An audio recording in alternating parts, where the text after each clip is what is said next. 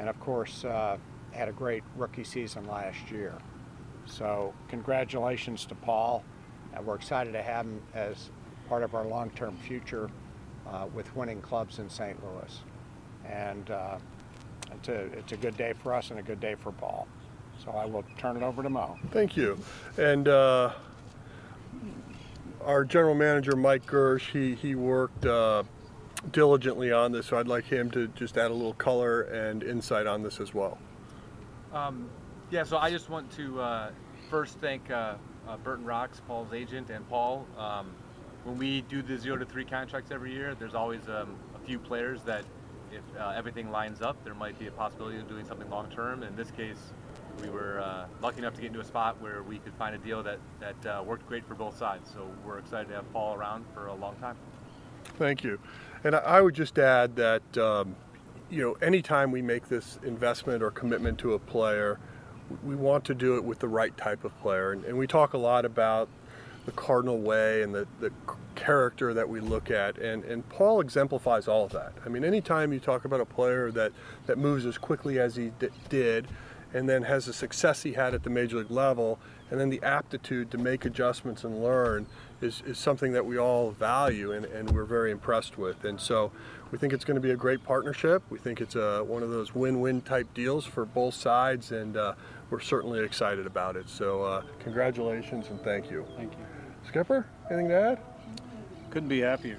These are some of the great days for us when we're fortunate enough to watch a guy come along and see him make the adjustments and adjust to the big league life and the challenges that come with it, and answer it every single time and do amazing things with the opportunities they get. And then to be able to watch a day like this happen is unique and special for all of us on the staff, just to witness, you know, a guy taking them and making the most of the opportunity they get. Thank you. And Paul, the floor is yours. I just want to thank the Cardinals for Mr. DeWitt, Mo, Gersh, Mike for guiding me on the field, just for this opportunity to stay with the Cardinals. It's a first-class organization. This is exactly where I want to be long-term, so I think we're all pretty happy about this. And I also want to thank my parents and grandparents for being here today. My agent, Burton Rocks, works tirelessly for me, and you know, all the coaches and teammates I've had coming up. This is all because of them and the contributions they made. So just really happy about how this is working out, and really excited to, you know, play Cardinals baseball long term. Well, well deserved, and thank you. At this point, we'll throw it out to questions. Derek? Mo, you've made an annual kind of press conference here. I think most years than not, you've had an extension like this. Could you take through, you just touched on some of the traits that Paul has. Could you talk about some of the traits that those those players have in common that lead you to a commitment like this? You know, I think like when Bill, Gersh, and I were discussing the possibility of doing something like this, the one thing that stood out with Paul was his intelligence and his ability to adapt and adjust. And when you look at players that have the ability to advance as quickly as he did, and to think back, when we brought him up to the big leagues, basically the skipper ended up putting him in the 3-hole, and he never blinked.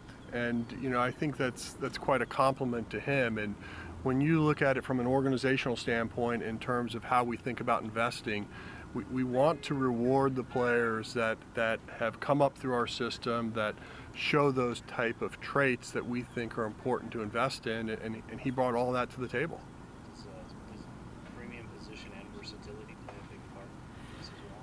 Well, I think every player that you look back on might have a little bit different DNA, but you know, clearly my time with the Cardinals, we've always been like searching for that shortstop. So this does give us a level of comfort that we have signed someone that we know that can play there for a long time.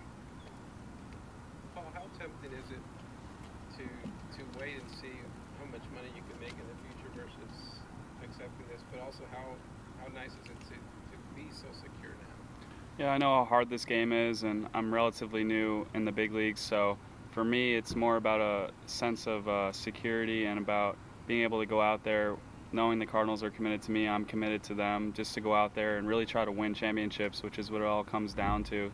So now I can take the money out of it and just go out there and focus on baseball. Anyone else? Very thoughtful group. Did you ever imagine such a day this early for yourself? No, it all came pretty quickly. Got called up less than 2 years after the draft. Spent a lot of time in the big leagues last year, and now here we are. It seems like I made a lot of jumps quickly, but I owe it to the people around me that are helping me with information and just being able to make myself a better player. They're giving me all the resources and all the chances. So now it's up to me to go out there and continue to do what I do. What does it mean for a young player like you to be in that clubhouse and you come in and Yadi's the first person to go, congratulates you, gives you a hug, then Marcel, to get that kind of welcome, that's like, is that like an extra welcome, or what does that feel like? Yeah, I think it's just the continuity and the clubhouse in there, just how we all pull for each other, and it's a positive impact. And I'm looking forward to going out there and becoming a better leader and learning from Yadi even more so than I already have. So to get that from Yadi means a lot. As you kind of work through this with Burton, contracts this early in the process aren't all that common. Do you expect that to be different with what we've seen, sort of whether it's the chilling free agent market or teams trying to lock in? Do you think you're going to see more of these kind of deals? Every case depends on sort of both sides being motivated to find common ground, and I think it's hard to say how that'll work going forward. In this case, we wanted Paul around and Paul wanted to be around, so it worked out beautifully for both sides. But I'm not sure that this is the tipping point of some change in the industry. Did you find any precedents as far as? There are not a ton of 0 to 1 service years, comps out there, but there are some, and we obviously use them as part of what we talked through. How did this extension, the idea of it, how did that come about? Was it something that you approach Paul, the agent come in? How does it take us to the early part of that? Well, for all of our pre-arbitration players, we have to negotiate or discuss their contract terms, and as part of that conversation with Burton, it sort of became obvious that we both were, that this was something that might be worth discussing further. And so it went from a kernel of an idea to well, let's both really put some time into it and see if we can make this into something. And how long was that process? A week, 10 days, 2 weeks maybe, something like that. Feels about right. Paul, for you, when did this come on the horizon? Is this something that you thought about at all last year as you kind of got your foot in the door?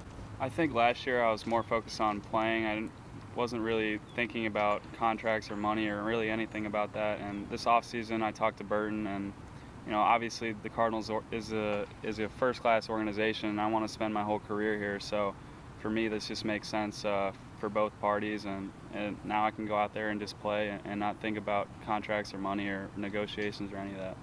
What's it like knowing that in this game of change, that with this contract, the options are agreed to later on, your future is you're 24 now, you could be until you're 32 years old.